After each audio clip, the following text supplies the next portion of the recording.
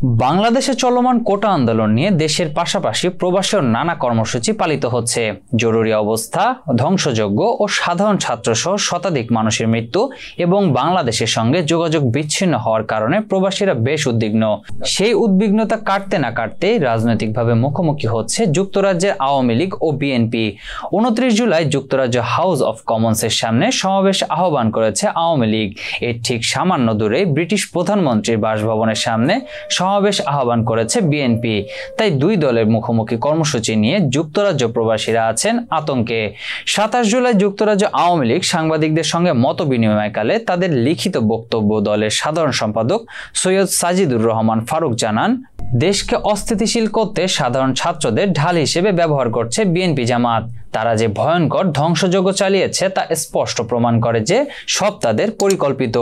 মূলত বিগত 15 বছরের অর্জনকে ধ্বংস করতে চেয়েছে তারা। তিনি আরো বলেন, বাংলাদেশকে যারা অকার্যকর রাষ্ট্রে পরিণত করতে চায় তাদের বিরুদ্ধে প্রতিবাদ জানাতেই প্রবাসীদের নিয়ে পার্লামেন্টের সামনে সমবেত হচ্ছি। ব্রিটিশ সংসদ সদস্যদের জানাতে চাই বাংলাদেশে আসলে কি ঘটেছে। এই মুখোমুখি কর্মসূচি নিয়ে যুক্তরাজ্য বিএনপি সভাপতি এম.এ. মালেক টেলিফোনে জানান, আওয়ামী লীগ মিথ্যাচার করছে।